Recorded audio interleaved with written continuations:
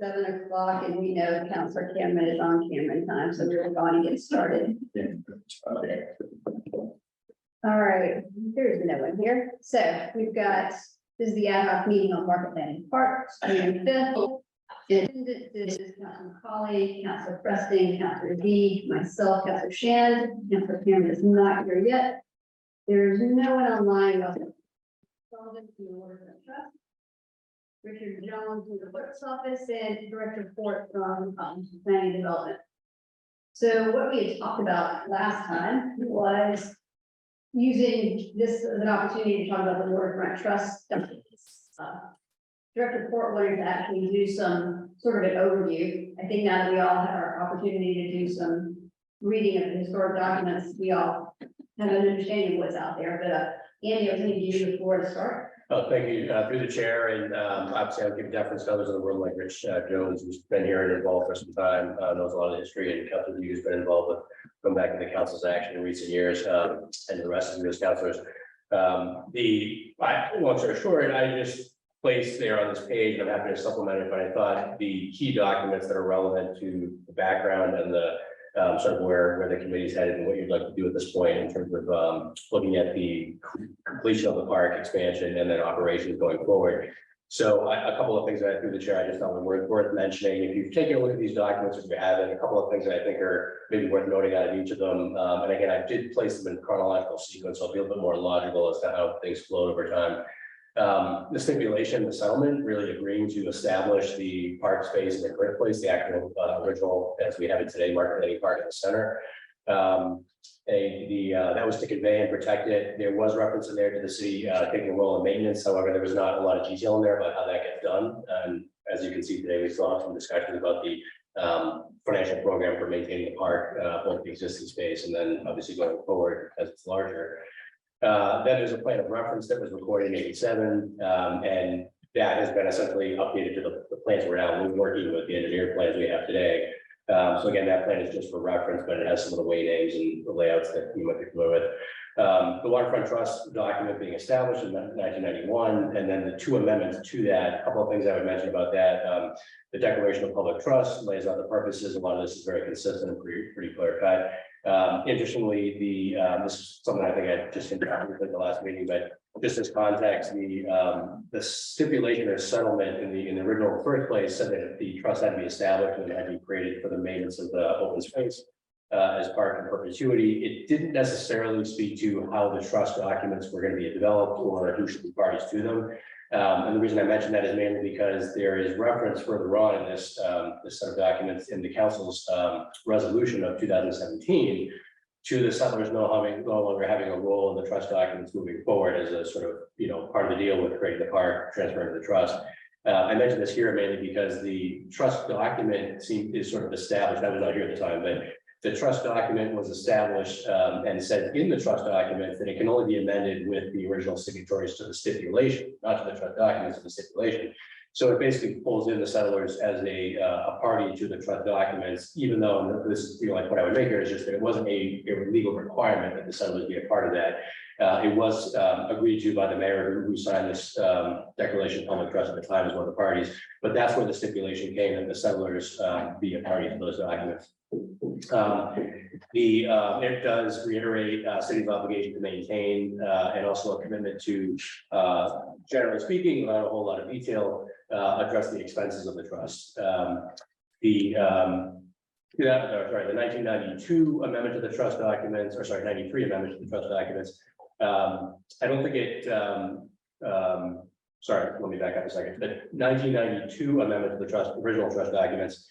Added in here, this is where we see the addition of the docks, moorings being added to sort of the scope, whereas originally the trust was dealing with the land side. This is where we see some formal addition of waterside references there to their role, even though that wasn't sort of the original program going back to the stipulation per se. So that's where we see that. Then it also added the firehouse patio lease, some basic terms for that. Then in 1993, there's the second amendment. I don't, and I'm happy to refer to others if they want to chime in, but I don't have anything in particular to note about that one, just in terms of the context of this committee or what you're working on. In 2017, as Councilor Dean had mentioned at the last meeting, there was a draft version of the ad hoc committee report, and then there was a final one that was issued in May. I'm just pointing to the final version here. I just thought there were technical things in there that might be worth just highlighting. Those are the executive summary section says the NRA, this was the framework. This is not a legal requirement, this document, but it was a best efforts basis later on in the special act that referred to this document. So the idea was that we would, as a best efforts in the city, try to implement the parameters that were outlined in this May 30th, 2017 order resolution.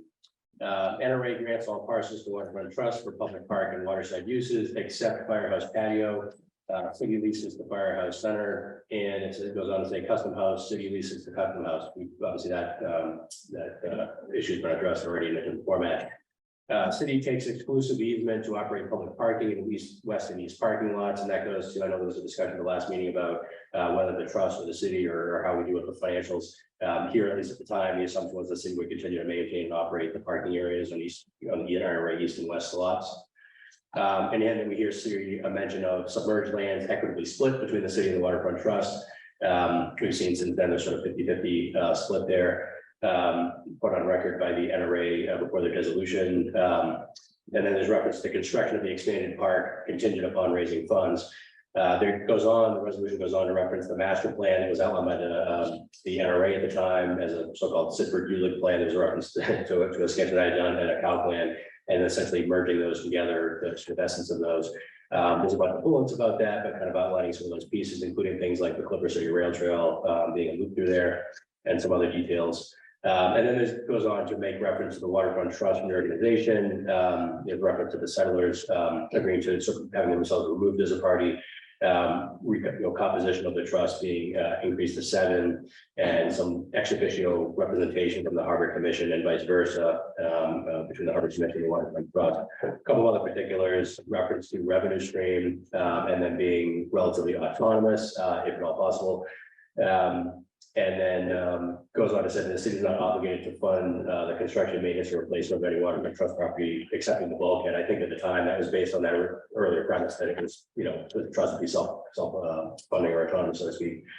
And then the NRA grants, and there's a couple of bullets there, a couple of things like reference here we see to the embayment and the submerged lands upriver of the embayment, and then to this city submerged lands downriver of the embayment. So those are kind of some highlights, at least within that resolution from 2017. And then beyond that, we really see the home rule petition to the legislature, the final special act itself, which reiterates largely the same language. Some changes that the legislature made before adoption, but referencing basically the same protocols, said as a best effort basis, determining the facts and the details as the city may need. The city should try as a best effort to build out the park and do the other things sort of outlined in this resolution. And the resolution or the special act conveyed all the NRA funds to the city as well as the land. We started using the funds for design. Obviously, we rolled in here to the question of construction, but both all the land and the funds for the remaining of the trust were transferred to the city. And then at the end, we see completion of Sasaki's design. There's a council order approving CPA bonding. There's a 1-year allocation of $250,000 and the $3 million bonding. And then there's a city council order approving the final plan, which was referenced in a October Sasaki back last year. And that leads us to today. Thank you. So hopefully everyone had a chance to read through them. I thought it was a good history lesson on all things waterfront. So I agree. So I do have some questions. I mean, Councilor and colleague, Jim brought up last time that y'all have been working on waterfront trust documents, and there was a amount of work that had been done, and y'all were 70% done with redoing them. What, can you speak to that?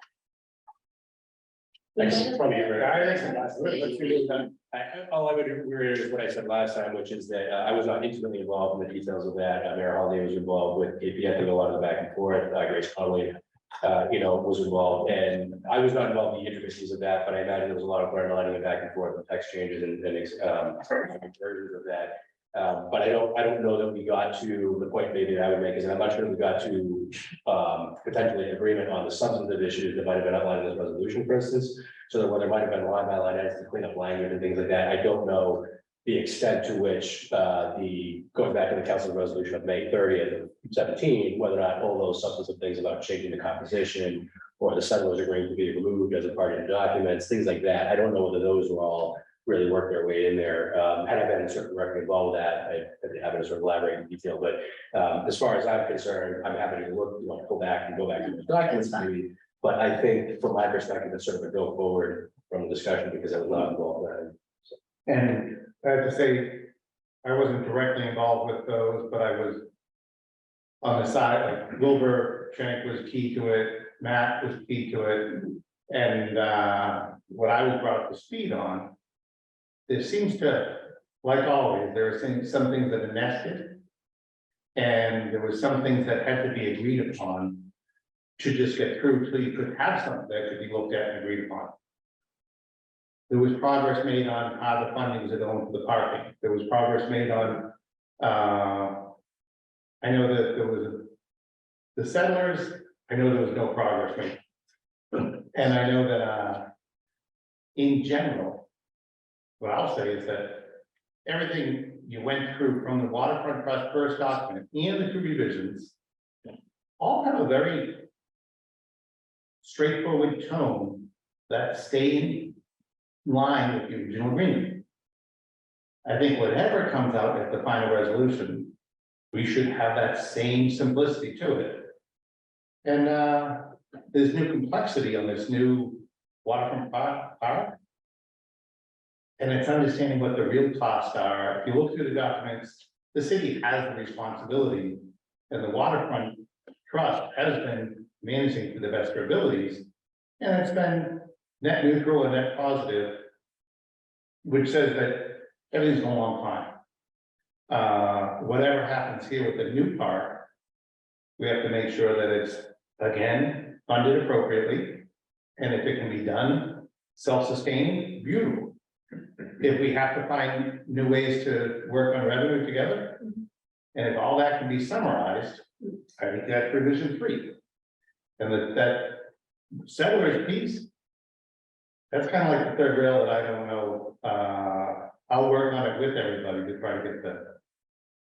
I mean, here's my 2 cents. I mean, after reading those documents, I don't know how much effort we really want to put into even trying to revise the documents. I kind of think from my standpoint anyway, I'd like to make sure that we have a mechanism to fund and operate the park as it grows and expands and someone takes over, however it's gonna be. But if everyone else feel free to chime in. I just don't see a lot of value add, I guess, at this point in trying to make another revision to the documents. It seems like a lot of work, whereas I think more of our time would be better spent in trying to understand how we're going to fund it and maintain it.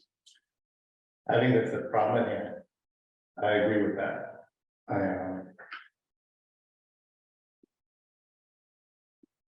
Yes, I'm maybe naive question, but again, I have the least history in this. What is the settler's role at this point? Meetings that they don't. You need standing to be part of a settlement in court, and that was a big issue. And they don't have standing anymore, right? Didn't the, oh, I thought 1992 gave them. But you notice in 1980, Bill Harris was sold to the attorney for both the individuals.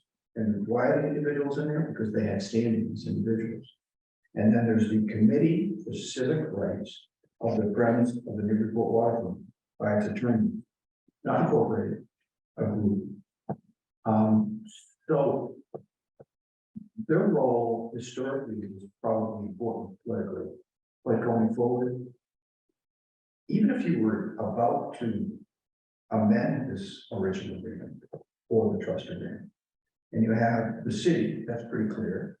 You have waterfront trust, that's pretty clear. Both have standing, both are legal entities, both can sign. Then what do you have? I mean, I don't know where, as I said, Bill Harris, God rest his soul, is not with us anymore. Liz. but I don't think she considers herself the entity. There isn't. Because I didn't report it. Really? I have early, we on. Well, there's no one in attendance because it is. Yeah. So I mean, I don't mean that the way it sounds. They certainly played a role. And without Bill Harris and those individuals, we could not have settled that lawsuit. But now it's 2023. And it's like, it just finished. I think originally it was all about the lakes. It was not about the park. All about the lakes. And then it morphed into being about the park, which is a nice add-on, but not the original intent. So if the ways can be preserved and the boardwalk being another way can be preserved, I think the original intent of the friends was respected. If the second one has to, right? If there are successes. I think it's okay. That might be a good clarification, because what little I know, sorry. No, good. What little I know of the settlers, it's really from the historic families who were early on. And, 16, but they didn't organize until the 1800s, right? And now it's you have to show the generational connection. These are settlers, the settlers to the original lawsuit, not settlers like. Okay, yeah. Yeah, this is the This is, parties to the 19 Right. whatever lawsuit. I mean, settled the. South to grab my phone back, but Peter Latham, Johnny Curran is still alive. Tom Cannon, I don't know if he is, Bill Harris is not, Historical Survey Associates Inc. I don't. But they have named successors. There are people who have named.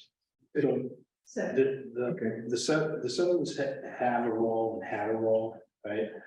They had a bigger role.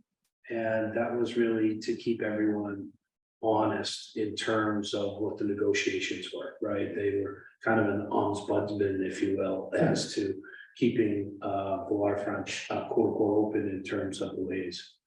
Yeah, there are successors, but I think the reality is that most, if not all, of their objectives will be accomplished and have been accomplished through the approved plan.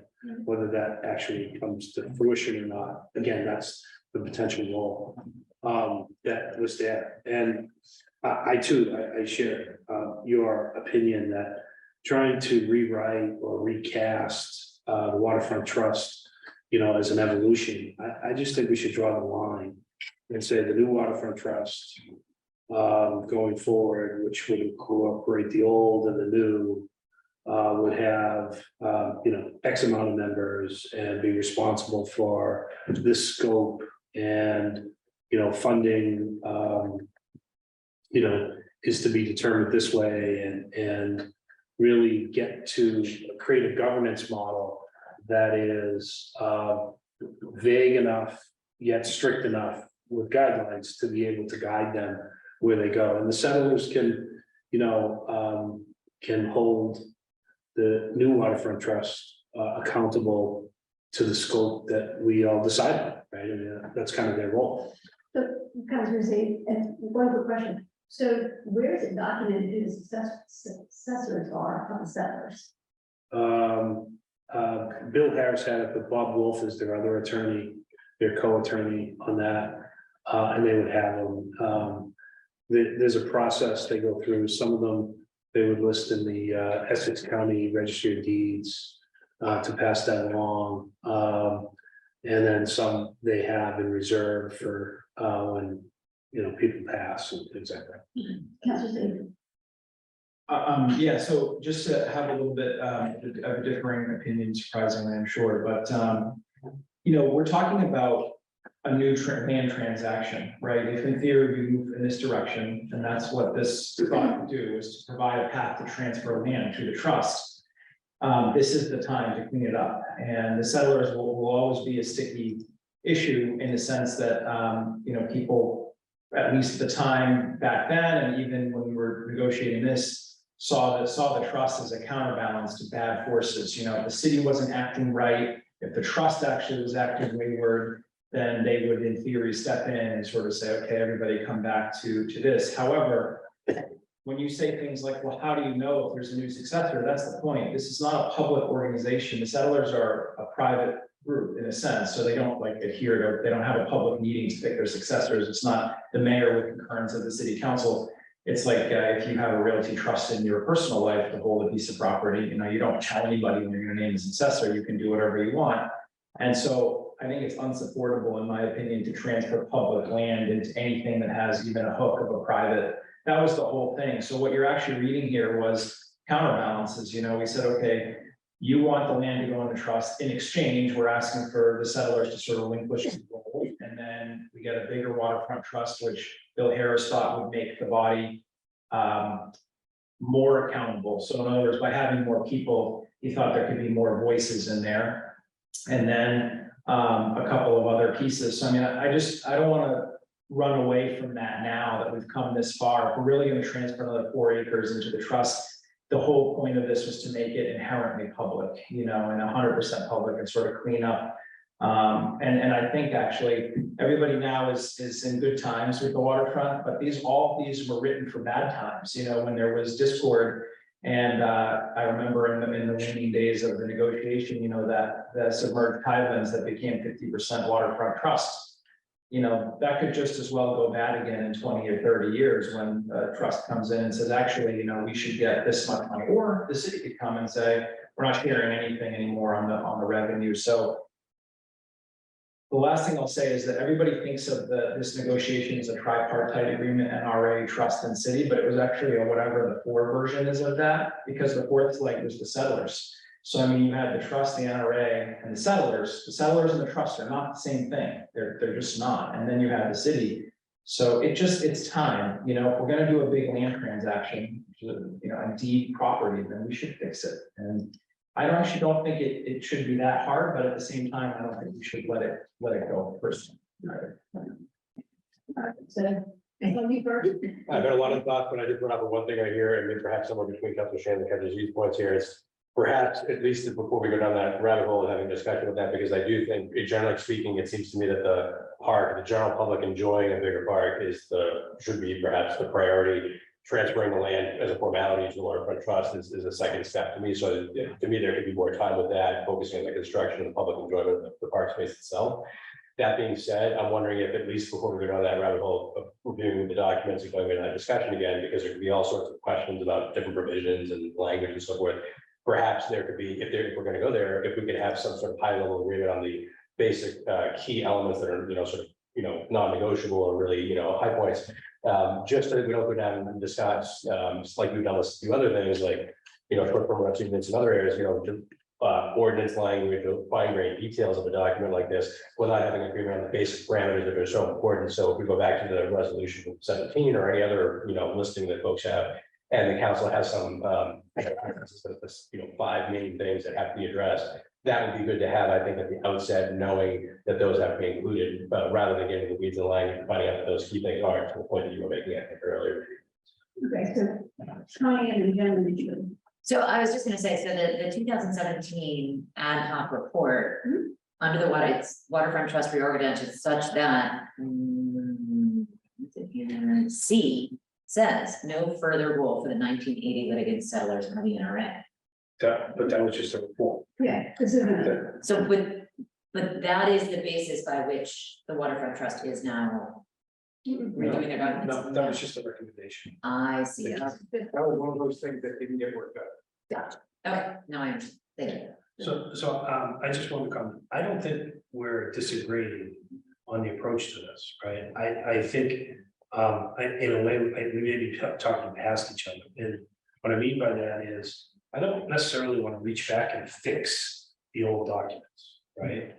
I want to draw a line and create a new document moving forward that basically is public, that takes the quasi role that it has and now maybe evolves the trust into a public entity. And if there is a negotiated role for the settlers, then it's defined in a box along the way in terms of, you know, providing, counsel and advice or something like that, which you know, I think we could work in language. But I do think that in terms of governance, that's what we're trying to get to, right? Is what from the city standpoint, what do we expect? We expect, in exchange for it, right? We expect the land to be maintained to A+ quality. We expect a comprehensive user experience that is beautiful from day one. We expect a mix of, passive park, and we expect, some parking that's there, things like that to the director's point.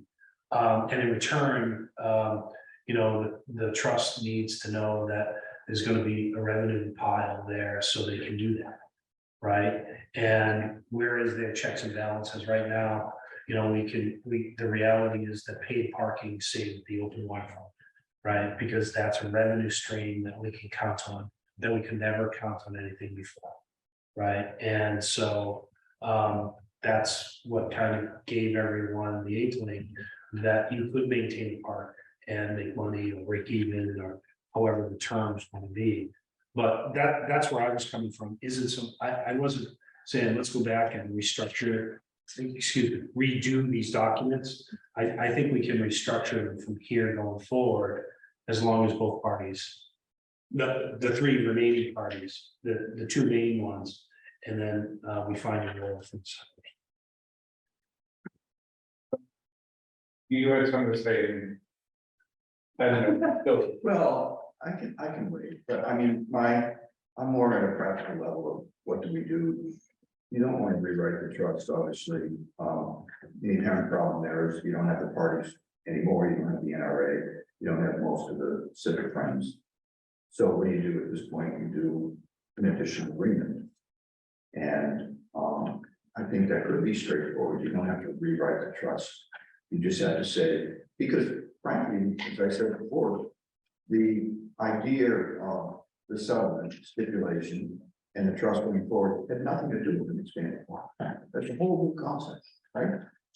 It was to preserve the ways, period. I'm repeating myself, and they've been done, and that's a great thing. And then in addition there too, the waterfront area near the embankment, the park has been so nicely maintained that came to be. But things have changed. The NRA is gone. The friends, with all due respect, mostly are gone. So you have the city left, you have the waterfront trust left, and we can agree what we think is an equitable solution, in terms of the money, economically speaking, going forward. And put that down in writing. You don't have to amend the trust. It's a third grade. You won't be so defensive.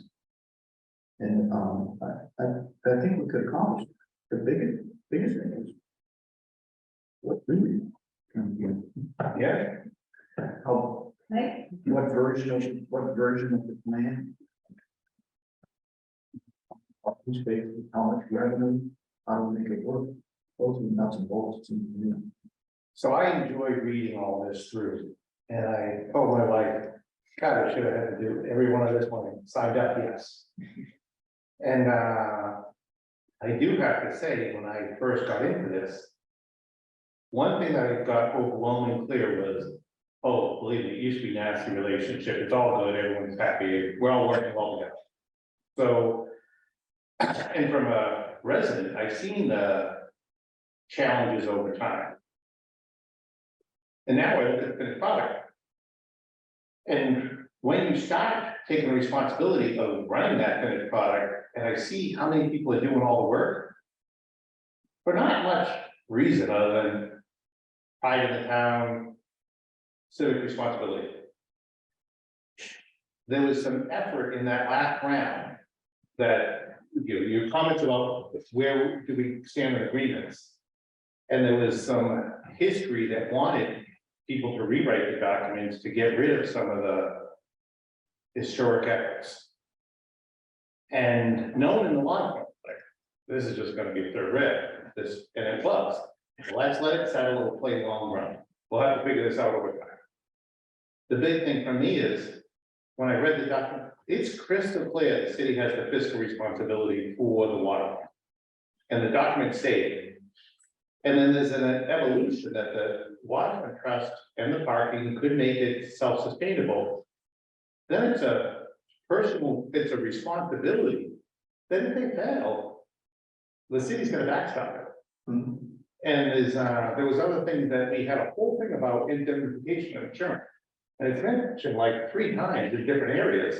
It's crystal clear, that's you don't want anyone, myself, I wouldn't sign up for liability. Sure. Why?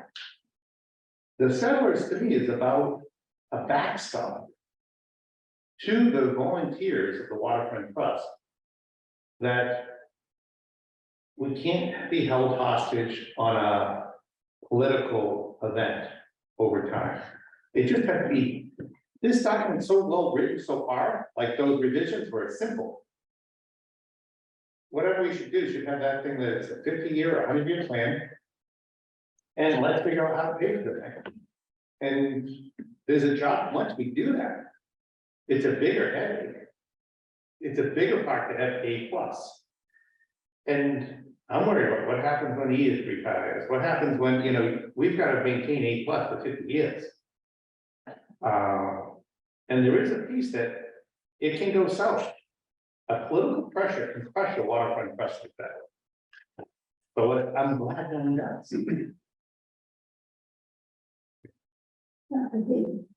So, everything about the waterfront is always messy, right? So the easiest thing to do, I shouldn't say the easiest, the clearest thing to do would be to amend the trust documents and just clean it up and be done. But let's just say that that's not gonna happen. So pragmatically, we're gonna write a new agreement that's gonna cover the land we may transfer into the trust in 2023 and beyond, and lawyers will get paid lots of money to write this sort of side piece thing that's gonna cover that. So in that document, these are the things I think are important. I think the settlers wouldn't have a role in the new land. If we want to touch the old stuff, fine, but the new stuff, I just have a philosophical thing about having even 0.0001% privatization in a sense, because that's how I view the settlers, with all due respect to them, and they know that, and I sat in their living rooms and dining rooms and had this conversation.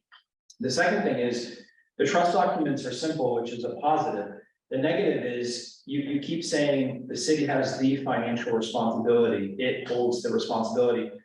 Never defined what that was, and so that has become the last 40 years of conversation, as we say, $52,000 is enough, and you just take 3% inflation and that's enough, and then the trustees say it's not enough, right? We're trying to maintain to the standard. And just as a quick reminder, the reason there were 2 versions of the ad hoc was, one was city holds the financial responsibility. We offered to write 1,000 million page document that would say, like, benches have a 9-year and 2-day lifespan. And after 9 years and 2 days, the city has a responsibility to replace.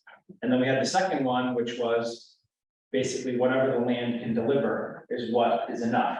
And so the first one was rejected. The city holds the responsibility. That was rejected by the trustees and the settlers at the time. They did not want that. They never felt the agreement could be specific enough. They never thought the city would actually honor that, etc. So he went with option 2, which was pulling the chestnuts out of the, I mean, that deal was dead. I mean, that second version came out and we finally came to an agreement. So what I'm trying to circle around is, you know, Ethan told us you get $200 and whatever $1,000 a year out of the 2 lots, 215K or something like that. You have the 70K out of the Riverside, which is now more, now it's 90 or something like that. It recently went up. So we're circling around a number that probably is in the $300,000 ballpark.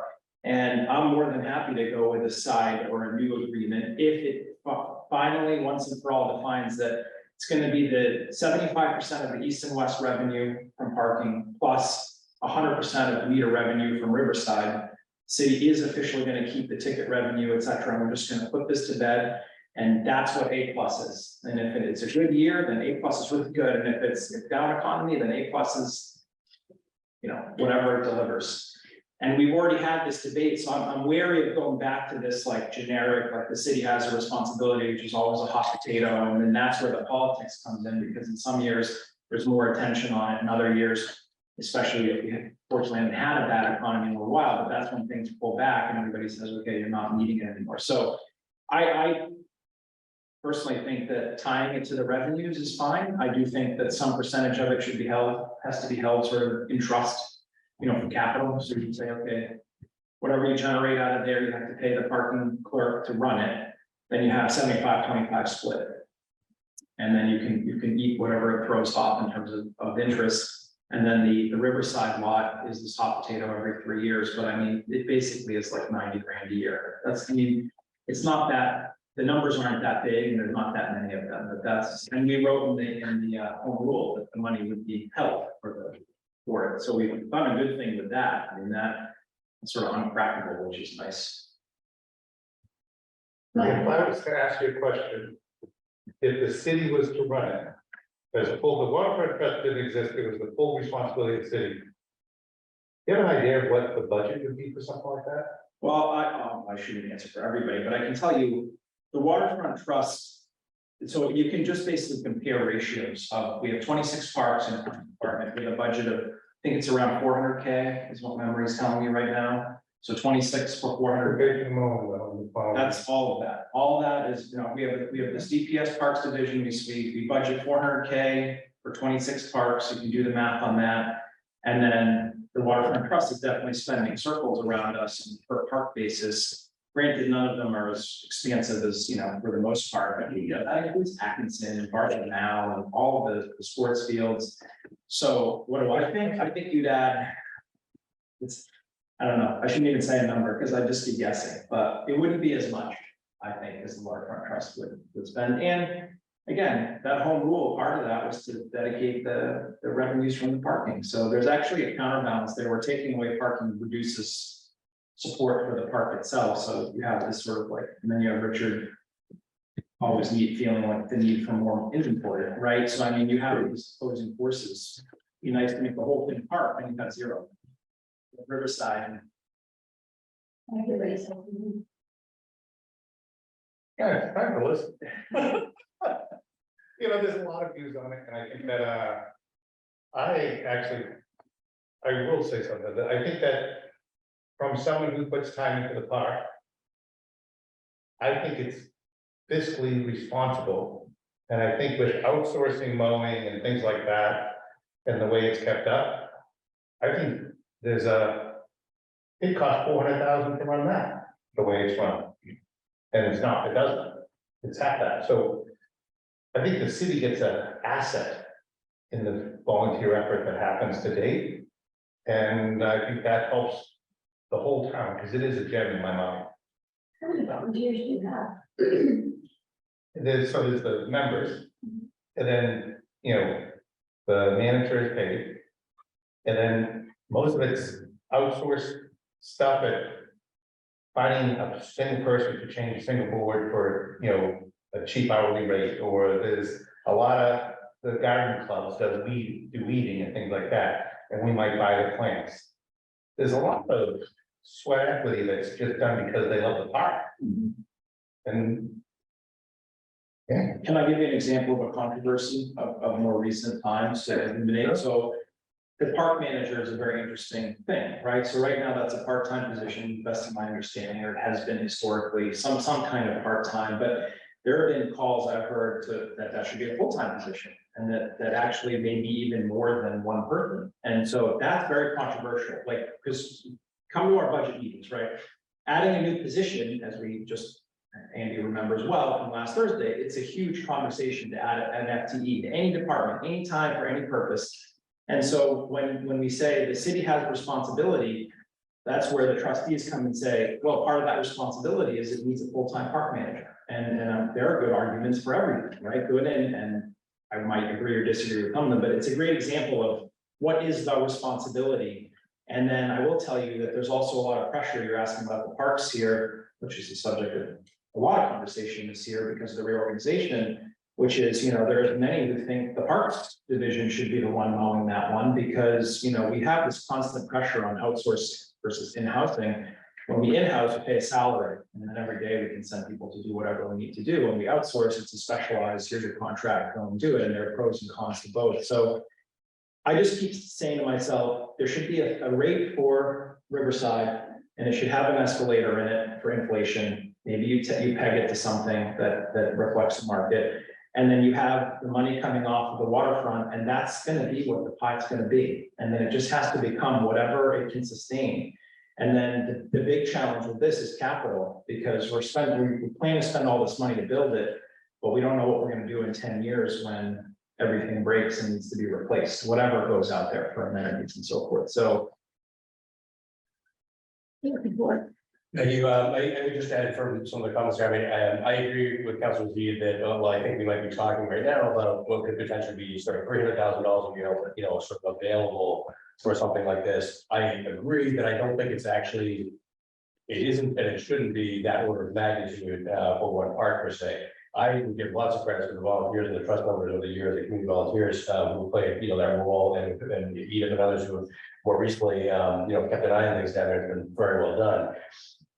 Just from a fiscal management perspective, and this is where I have sort of parallel with Council Z, to me, it seems that there's some benefit in having, say, like a stable parks division, have a role in some of these things, rather than having essentially a rotation of volunteers who maybe run well meetings, but don't necessarily have subject matter expertise or all their contractor connections and so forth, to make sure that things are happening in the most efficient way possible. So, well, I do think I'm reasonably comfortable that even with the reduction in parking spaces, there's enough revenue for us to all talk about and make sure it's there for the park, maintenance going forward.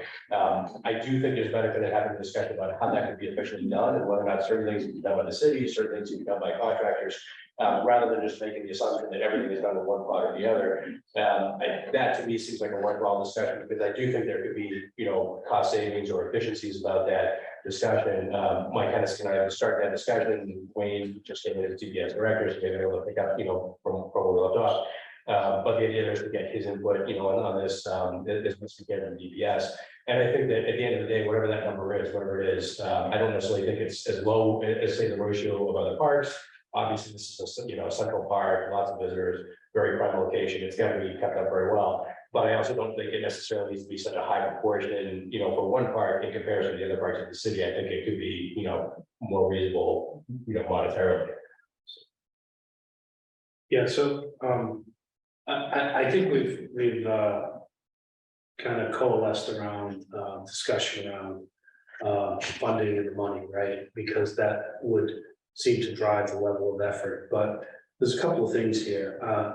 I think that the first thing that has to go in this, money's important, but I think we should put it onto the table on the side for a minute, because we have to work on this operation. Who's responsible for this along the way?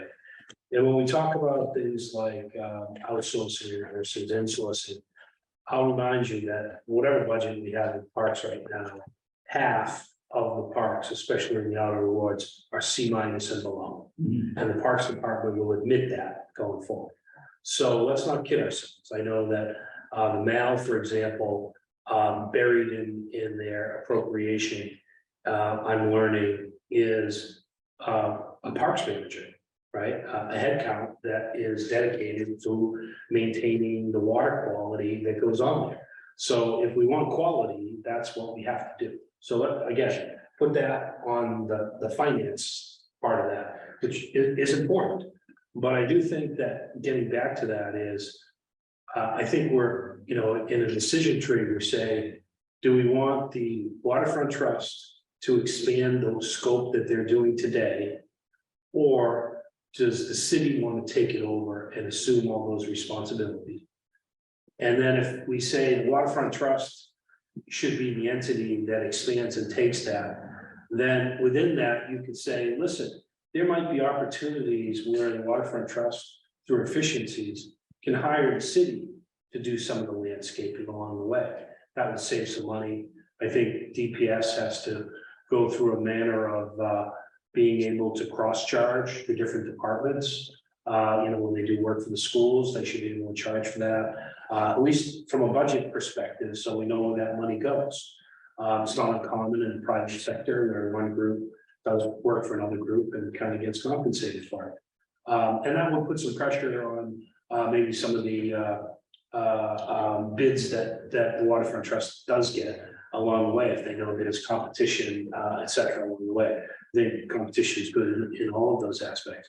But I think that the point I'm trying to make here up front is operationally, I think we have to figure out who's going to run this, right? Who's going to run the park, whether we like it or we don't like it, or the pricing or whatever the case may be, and then add back in the pricing that says, how do we make it more efficient?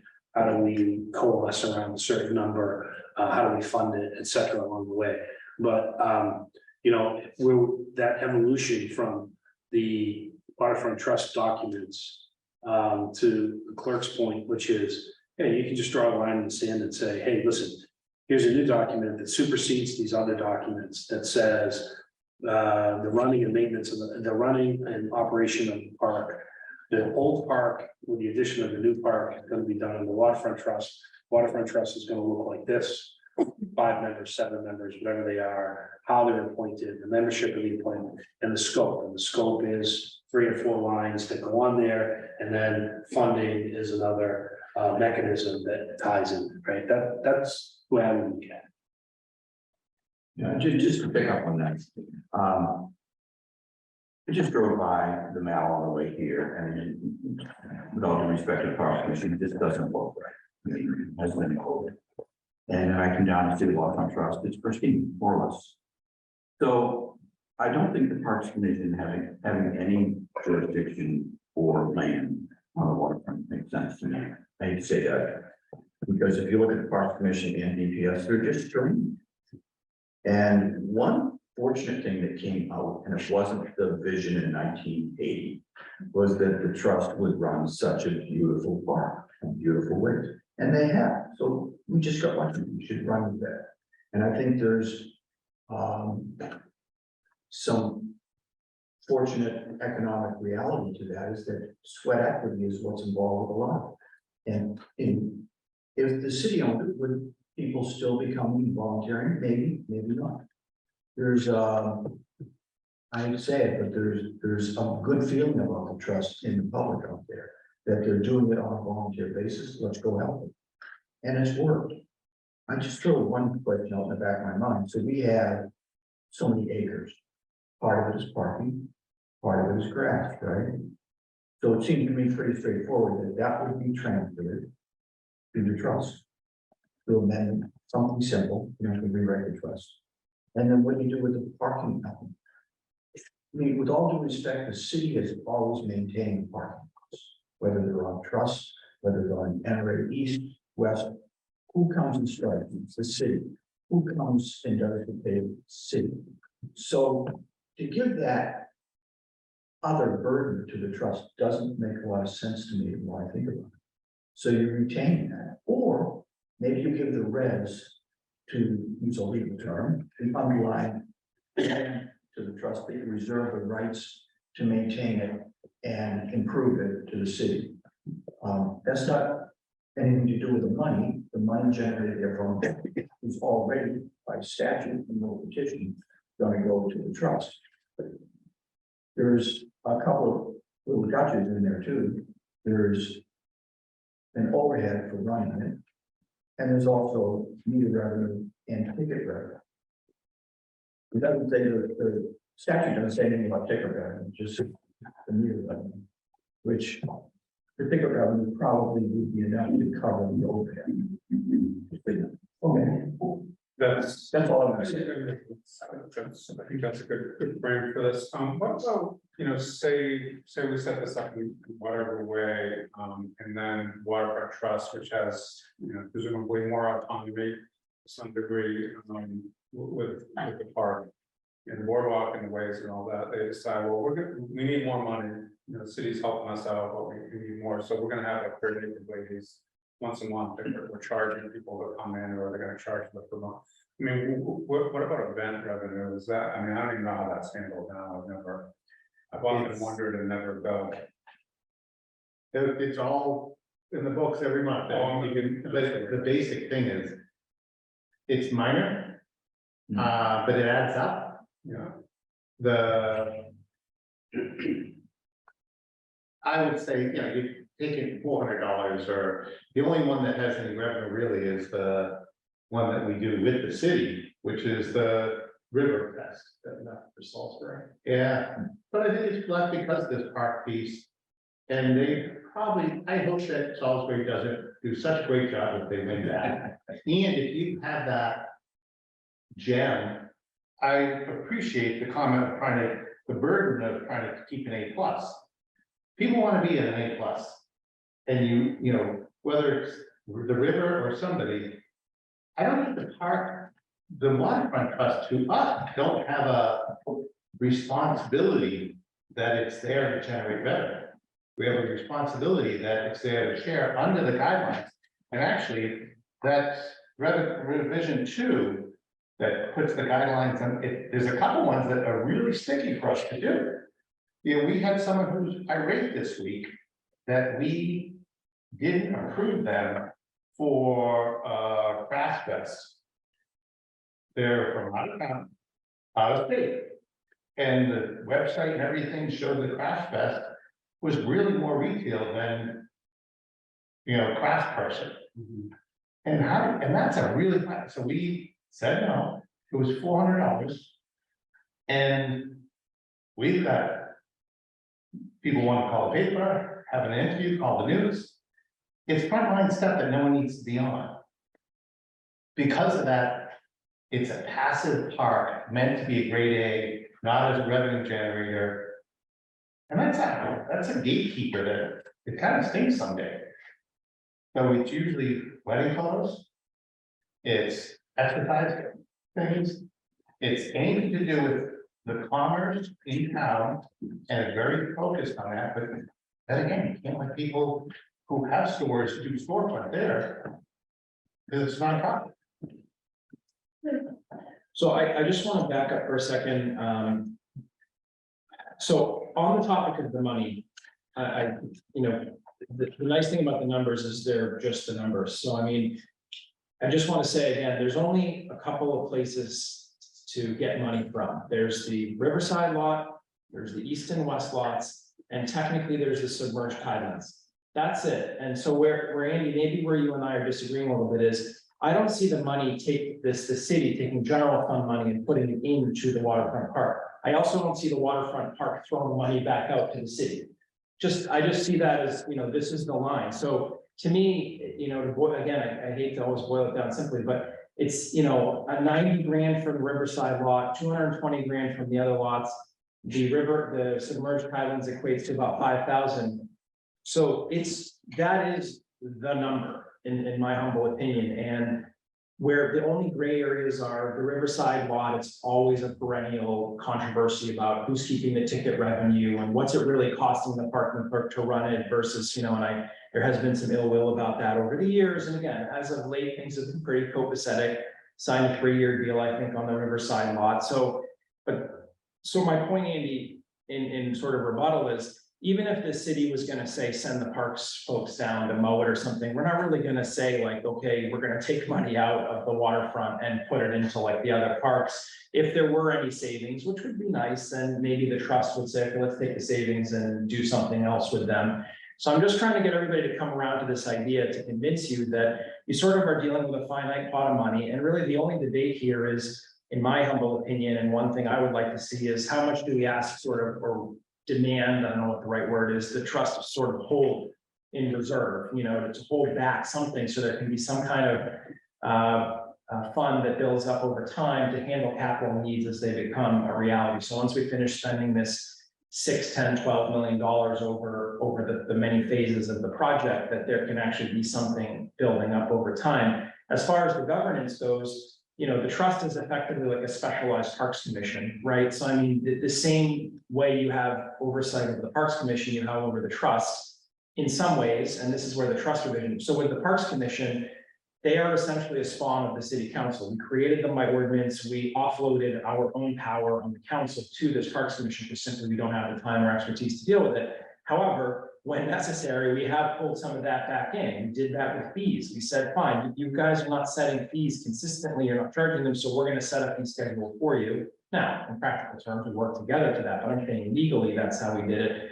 And then there's always the appointment power, which is the mayor plus the city council. So if you're not happy, and so I kind of think about the trust in the same way, and this is one area where I get concerned about the settlers and their sort of thing, because, you know, there can be dust ups over appointments and so forth if somebody thinks that appointees are doing well and then others say they're not. So if they're permitting bad events and you say that's bad, what if you did allow Craft Fest or whatever, you know, it's actually, you know, some company just coming in and the city council, and there's a huge uproar, then you know how this goes and it's in the news for 2 weeks and then it's gone. So that's, maybe I'm just seeing it clearly because I've been doing it for too long, but I mean, we're just gonna have to come to sort of like, here's the number. And then the trust sort of acts like a Parks Commission, but it's specialized, and that's essentially what we wrote here. We wanted them to follow the meeting, we wanted to have maybe a couple more members, that was actually Bill Harris's thing. And it's, you know. So that's here's what my we're- curveball. Yeah. I'm just. What did I miss? Yeah. No. What about the capital maintenance that is gonna go on with the embankment and, you know, that kind of stuff, right? So, you know, if you get too far along, then you try to make it self-sustaining all through capital projects. Yeah. And that's not sustainable, right? That, you know, we've proven that. So, that's the kind of hook that you have to be able to pull it back in, right? The city is always gonna be responsible for something like that. However, you don't want to be drug into the discussion about, oh, you know, we're $5,000 less than we should. Because, you know, we picked up a vendor, right? It's like, No, the point's well taken on the capital. The capital is the hardest part, but remember, there was always a dream at the time to take the balance that had built up and to have an endowment, and I lost that argument, as I often do, and I'm like, just hold the money and then live on the cast off. Now, to be fair, the last 10 years, the cast off was like near zero, but we're finally in an environment where interest is meaningful. And so I just want to say, $50 a year. I know, I acknowledge the challenge with the capital. And that's with the park design is sort of like, I think when the amenities come online, there's always this question of how the amenities will be replaced in 20 years when their life ends. And that's maybe where you can write that the city has some responsibility, but yeah, I'm just thinking year to year, you're not going to see money jumping from the general fund to the trust and the trust to the general fund. You're always going to see that happen through revenue, through a parking lot or parking revenues. I agree with you on that. I also think that Andy's point earlier about if there's some economy, the efficiencies of the city, I think the park should be open to that also. And I think I listened to all these pieces. I don't think anyone has a disagreement in principle. And I think that the points I'll say is the big picture capital, you can't expect a trust like this to be responsible for that. That's a Commonwealth issue. And if I look at the A+ maintenance, and I mean, I used to walk my dog every time around the schools and during the summer, it's amazing how stretched thin the Parks Commission is. How many man hours of mowing don't get done? So I would look at it as trying to drive it down to hours versus responsibility, because, hey, we use the mowing. I have it done, you know, every week. Here's the things, and it's this many hours, and it's available to take to the city because it's an excess. Great, the city could use that, being a good steward, David. I feel like they're already underwater.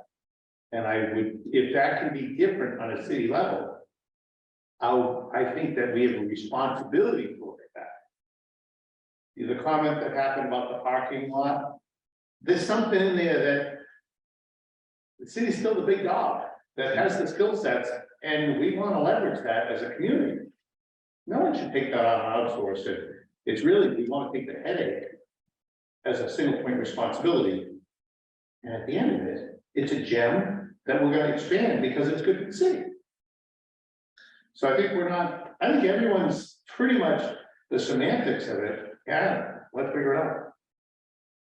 So for almost an hour, we've had a good conversation. Yeah. I think what we were trying to get through tonight was trust documents, but what I've heard so far is, Councilor Z, we need to address the settlers in some way, shape, or form. I hear that loud and clear. We need to make sure that there's something documented saying that this is a public entity and that there's got to be a way to sort of address them. Got it. I think the 2017 communication the council put together was a good stepping stone. I think what Councilor McCauley has stated, how we want to probably craft any kind of change to the documents through a governance, overarching governance. How are we going to do this? So I think that would be a good outline to discuss next time. Governance. and the trust documents, if there were anything at all, and leave it at that. And then we need to start figuring out what the operations would be. That's what I'm thinking here. So let's line out what we think needs to be updated for the trust documents. If you had a dream, because remember, this body is going to do it the last ad hoc, it's going to put a communication in, say, here's the report, here's what we agreed to, here's our recommendations going forward. So if we wanted to do changes to the trust documents, settlers, defining the role of the settlers one way or another, to be addressed, and then the makeup of the waterfront trust, and how that governance is handled. So it's mayor appointments, status quo. Did you want to have a rotating settler through there? I mean, maybe that's an option to address the settler issue. And if you wanted to expand to 7, maybe that's the option too. You have the option of putting settlers on them. That's one way to work them in a way to have them as part of that organization, just a suggestion. But then I think we've got to go back to the whole parking money. To Councilor Z's point, we need to put the numbers out there and figure out, all right, here's how much the city is able to support on an ongoing basis. And I think you brought up a really great point, Mike. The fact that you have the goodwill of the volunteers in this community to support the waterfront trust, we shouldn't mess with that, because I do agree with you. I think we've got a few years to get the Parks Department as part of DPS under our belt and give them an opportunity to grow and do better in our parks. Because, you know, I agree. Outside of a few of the big parks, everything else is C+. And I think they need to give a few years. They need a few years to get back into the A game on all the parks before we start having you guys consider using them as an opportunity. That's Fair. my thinking on that. I mean, let's see how this year goes. I mean, we're not having the water right now, that's for sure. So yeah. For the rest of this meeting, if we looked at trust docs, what would be the 3 things that we wanted to sort of make a recommendation to? I mean, do you want to look at what we guys put together in 2017? And say, all right, here's the recommendation for the board. If you wanted to actually look at that, would you want to make it 7? Would you want to have settlers be a rotating member to the board? I mean, 7. One way to keep them involved and engaged. Is that something that we would even want to bring up as a suggestion? Go ahead. The trustees would like it 7. I think if everyone's busy and it just got, 4 is the quorum. We meet every month and everyone travels. And unless everyone who's doing it is retired. Sorry. So 7 is a beneficial number. Okay, that's good to know. Just, it's funny because the trend on other things is smaller now, ironically, right? Things have been going the other way. We just reduced our planning board from 9 to 7. We're not gonna fill roles. Sometimes we wish the city council was 1. That's not how it works, so. But I think just the only thing to remember about this whole thing is this whole document worked together. And so like some things are very novel here. Like we said 4 come from the mayor and 3 actually came from the council, which is very novel, right? That doesn't happen. Typically it's mayor with concurrence of, but and then the reason there was a settler in there was because that was a counterbalance to getting rid of the settler. So that was sort of an olive leaf, olive branch, whatever, so things go together. I don't have any particular, coming down, this is now some time ago. I think 7 is fine. I think the traditional appointment route is fine as well. There is no NRA anymore, so you can't have an NRA member be part of it anyways. I'll just say from an attendance standpoint, 7, your quorum will go to, will go higher. So it's like, I don't really know if you've solved your problem. You may find that actually it's, it's just as hard to get, 4 as it is to get 3, even though you've added another person. So it's always a toss up on that. So I would say 7 is fine. If that's what they want. I do think that Bill Harris would have really wanted to see more of that crossover with the Harbor Commission though. That was a huge thing for him. I just know that, you know, we came to this Texas Visio thing and the next thing, but I mean, you could have a crossover member in both direct and actual crossover member if people thought that was an important thing today. What's your relationship? I'm assuming you work with Paul Hall. I mean, how is that? It's co-respect. To me, they have a responsibility party they have a whole focus, where they lean towards and focus. I think they do a good job on it. And we want them to be successful. We don't have a, you know, I think it's, other than that, it's just cooperative neighbors. Would you want a harbor commissioner as an appointee on trust? I guess I don't know enough where the gain or liability is. And I want to know more about the Harbor Side Committee, what their agenda is and goals, and I don't know that. Okay, yes, sir. On that 7 number and that whole, one of the pieces trying to get flexibility into it. And I think when you have the 5 and it used to be 5 instead of meeting requirement, went to 4, but it kept the 3 majority as the anything to pass. And the reality is, we passed everything, 99% of the stuff gets passed on full majority. I mean, it's 100%. So my figure is what you really need is a couple substitutes. You need some alternates. And I think that annual, the way the trust people are set up is, you know, you have a 5-year term, not everyone's supposed to revolve. In reality, that doesn't work. Everyone's retiring and coming back in, and you're appointed for short terms. And it's a difficult thing to truly manage. And I think my appointment was from the mayor, but it was a recommendation from someone on the board trying to get someone in. Just on it. Yeah. So you want to look at, well, one, you could look at doing alternates. I mean, you had 5 and then 2 alternates. Something, Okay, I think the structure of it has to make sense, but that's the goal of it. okay. And then as far as the 5-year rotation, that was in one of the trust docs. It is a that- corporate thing and it's a 10-year max, and you can come in partial terms and you can't exceed the 10. Is that something you want to see redone? No, I think there's some things you don't mess with right Okay, so you're good with 5, okay, now. All right, a layup is keep that one done. okay. But alternates would be an opportunity to sort of gain some. I guess the point that I'll try to get out of that was, I'm not overly concerned of who's pointing them. And the mayor, to me, I'm fine with absolute final pass. But you gotta get everyone, you gotta bring everyone along, so you gotta get. If the board's recommending people to the mayor, great. If the mayor has a history of rejecting people because whatever political reason, that's when you will have troubles in the waterfront again. And if there's a way that you guys think, I think this split might be, can you protect that somehow? Great. How would you have done having city councilors do the appointments? I mean, so I We love that. just, you know, it just was like an order of the city council was what was envisioned as, so, you know, anybody can bring an order in and send it to committee and you bring it out and. It was six simple majority gets it done, just like anything else. We just didn't need the mayor to recommend.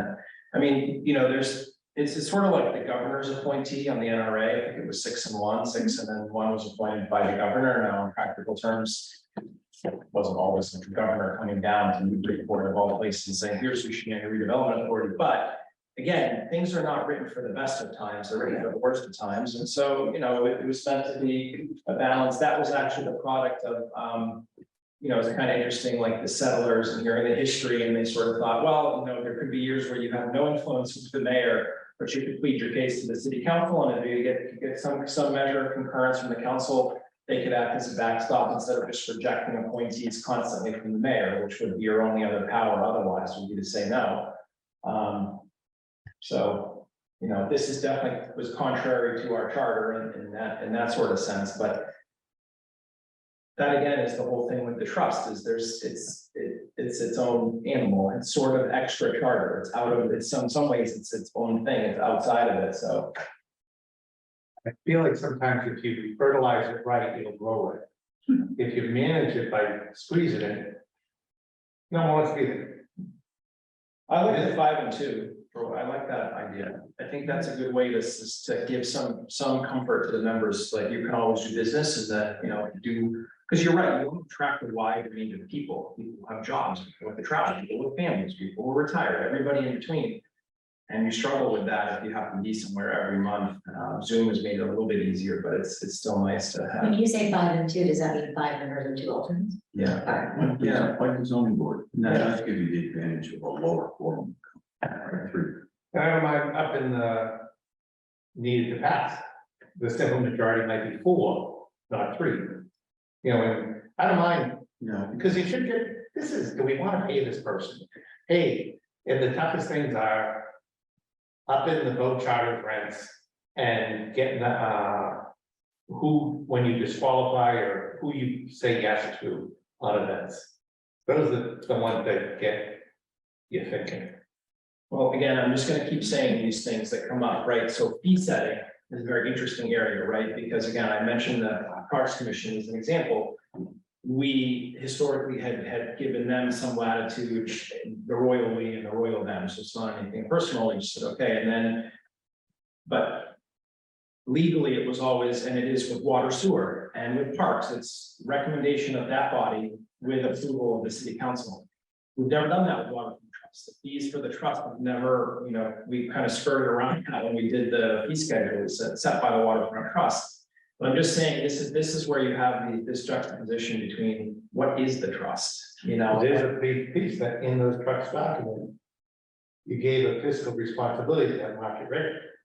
And that is, so we had to go around and check all the docks and all the pieces. And then you had to figure out how to not mess around with one dock versus the other. And we have one leaseor who stores and takes the docks out and puts them back in, which is a huge piece, sweat equity again, you know, different sort. And we had to find a way to justify it to meet that obligation of market rent and the square linear footage. And we had to charge them and then give them a credit to the dock piece, so it could be all transparent that was there, so the document made us stand to it. But it's a different governance structure, is all I'm saying. That was entirely the trust. The council had nothing to do with that, nor would we have had anything. Let's say we took exception with it, we just could have come and said, hey, that's not market rate, or you're not actually charging market rate. That wouldn't be our fee setting. But this has to be mutually exclusive. I mean, to your point, it can be subject, you know, recommendation to, and their recommendations on market rate. That's what we're hearing more and more. Yeah. With all the fees that we're seeing, any increase, we keep hearing, well, you know, we did a survey of 10 communities and we were number 9, we were number 9. Yeah. We want to be number 6, right? And that's how. yeah, and to that point with respect to the parking rates, I mean, $1, that little low, sure it is. Somebody pay $2 for the park out, what's it, 3, maybe? Yeah, Emerson, they don't necessarily have Emerson, or do they? Say that again? Emerson, do they have, so if their trust documents call for market rate, that's not the same as, you know, what's the difference between a tax and a fee, and what's the difference between making a profit? So it gets a little more complicated. We should keep that in mind if we transfer the parking lot to the trust, you know, who has the right to set the rate? As a practical matter, we've always been, at least as long as I've been involved for 18 years, 17 years, that we set the rate here. We do that because it's clear that the city is a rate setting entity. It's a little unclear if the trust can charge what they want to charge. Probably they can. So how do we work that around? We set it here and then you confirmed it at your board meeting. And I think that's probably a good way to go forward. But to that point, I just have a slight hesitancy about the council appointing 3 members. I like it in theory, and it's a counterbalance, but in some ways it flies in the face of the charge says the mayor is appointing authority. You do have some charter-driven appointments, like the city clerk, it's clear, right? But maybe you can carve it out separately. Probably taking a payment from the city, whatever that is. My view really is, I think that I agree with your pieces, the charter is the mayor.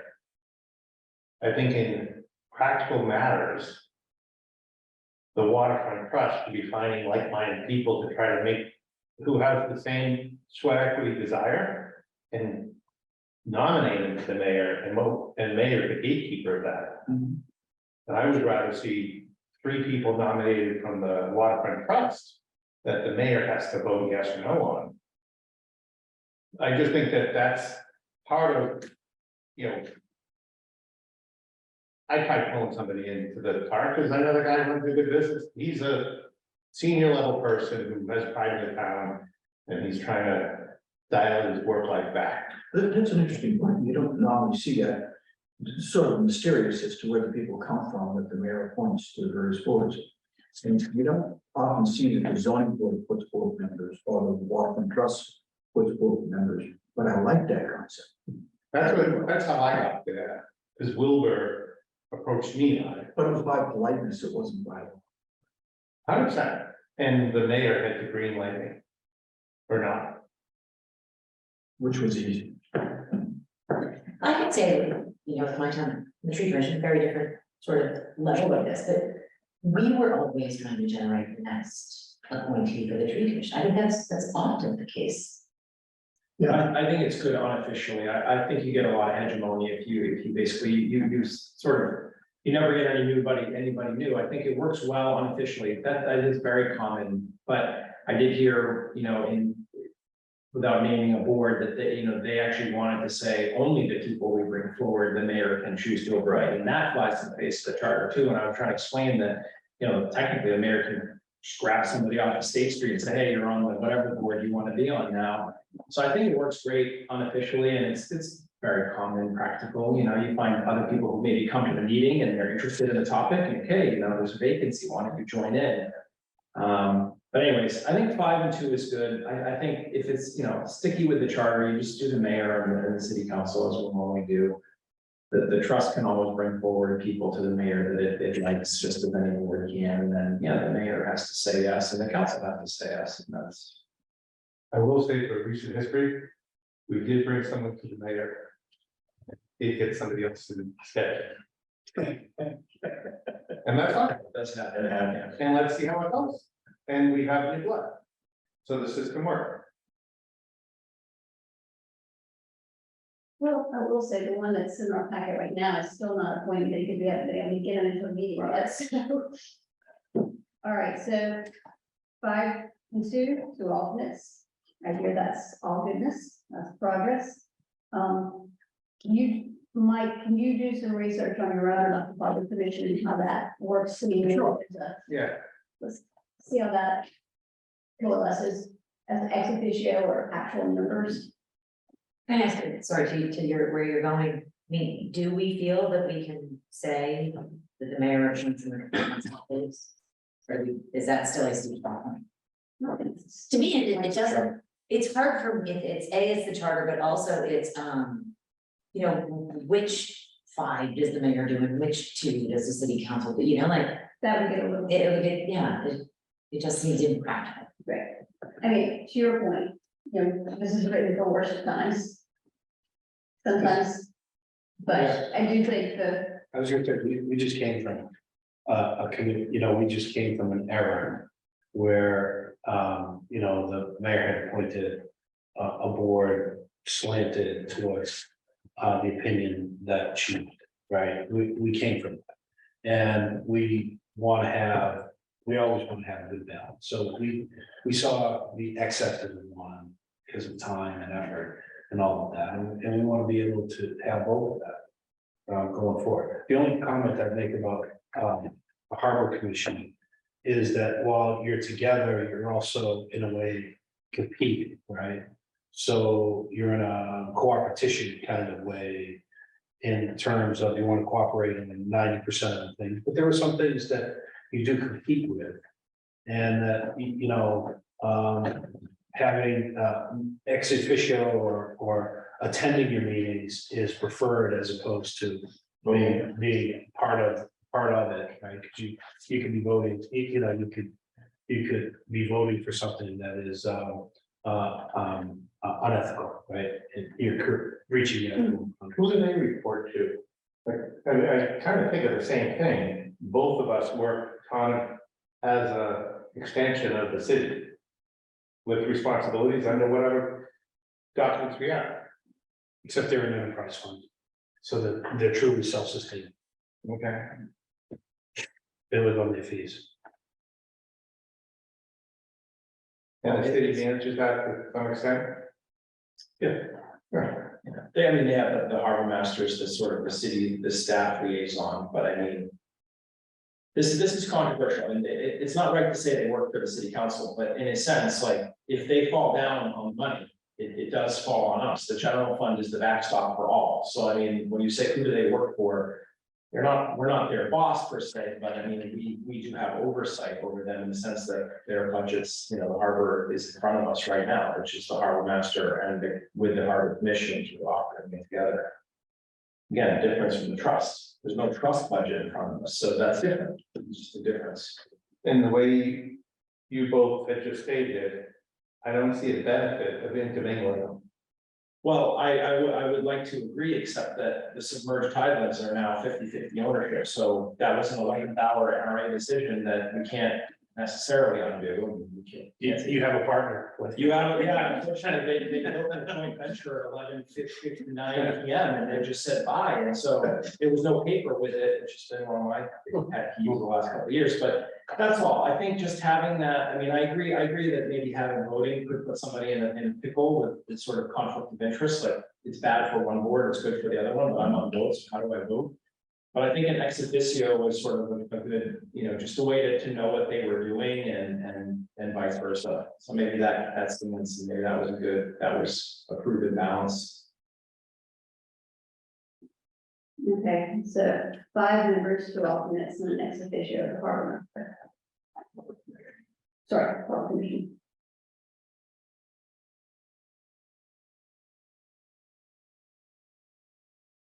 So.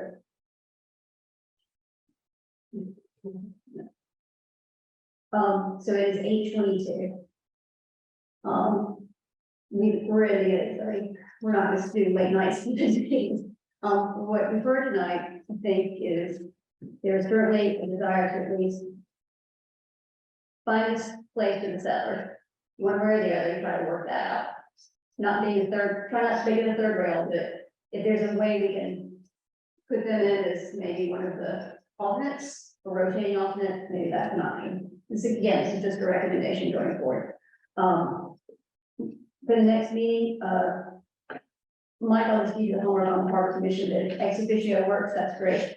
Well, let's start thinking about the governance piece that Councilman Colley brought up. I think that's the governance and the funding, money. Let's start thinking about those calculations and what that would look like as far as governance goes. I think that's correct report. Sorry, if I could, just circling back on discussion earlier on that, the point I was trying to make earlier, I just want to emphasize again is, I don't have any preference as to how the money is moved around, so to speak. That wasn't the point I was trying to make earlier. What I was trying to suggest is that I think that the order of magnitude of the funding is probably sufficient to maintain the park. It's more than about the details of sort of which funding is being used, how it's being managed and so forth. I wasn't trying to say that it should be, you know, money to go this way or that way. The other thing I would just say about that, and it's the funding question, is I do still think it makes sense to have some input, whether it's from our park department or division or wherever it may be, just from the professionals who constantly deal with park maintenance, irrespective of the fact that we have discussion about current, you know, bandwidth and whether or not they can take it on or like that. Only because to me, it's sort of, you know, consistent, you know, full-time, you know, if you will, city employees who have some sort of constancy may be beneficial to the discussion of the cost and the fiscal responsibility or fiduciary duty we have to manage the funds. And so at the end of the day, whatever that outcome is, whatever that cost is, whether it's, you know, 100,000 or 300,000, at least it'll be based in the best possible financial situation, which is openly speaking, I understand the original origins of this, you know, extent of the committee was to deal with the operation and maintenance. That goes a little bit to the discussion of the governance of the waterfront trust, but I think it also goes to making sure we're spending, you know, enough money, but responsible, right? And we're doing, you know, parking that maintained well, but with a responsible amount of money. And Mike can see as part of this, and I'm hesitant to start bringing Mike in for meetings in the summertime, because I have a feeling he's probably looking for all the 14-hour days. but- Agreed. No, I agree. I want to have him come in and maybe not the next meeting, but probably our August meeting, maybe. I think our July meeting, let's try to get grounded on the governance, the trust docs here. Let's think about what we talked about tonight, think about the governance, and then let's start talking about the overarching how financing would look. And then to your point, Andy and Mike, I mean, it makes sense for the trust to utilize the parks when they can. It should be a partnership. It shouldn't be something that we're doing this way. But I think with the reorganization of the parks at this point in time, they need to get under, they need to start operating, fixing the 26 parks we've got before we start. Sure, Let's, but I let's wouldn't use, dispute that, let's use the goodwill that the trust has got with volunteers right now. Because I mean, it is a genuine, right, give us some time and then bring Mike into the conversation. How do we go forward utilizing parks in the future? But yeah, for right now, let's give them an opportunity to get grounded this year. Just one point on that. We may want to, in our deliberations, think about instead of parks only, but talk about it as DPS. Because DPS has a broad range Yeah. of capabilities, parks being just, parks maintenance. And if we take parks maintenance, again, off to the side, then DPS could be a world of resource for this and any other group that goes on. You're right. It is DPS, the overarching, it's a good point. Yeah, I mean, to that point, the parking lots, which are a certain large percentage of what we're talking about. It's DPS. The lighting and all that, they did, lighting, paving, the striping. I think there's already a pretty good working relationship with DPS. Yes. And I think that we get more guidance of, we really can't take it on, could you go and do it? Great. But it's, that's the way it works day to day. We'd like them to do it. Because they got the best tool for it sometimes. That's a good point. How do we bring DPS in and make them part of collaboration? All right, that will be for our next meeting. All right, good conversation with you. Thank you all for reading the docs. We get history lesson for everybody. And Councilman Z, as always, the time and knowledge is helpful. To adjourn. So. So always in favor, say aye.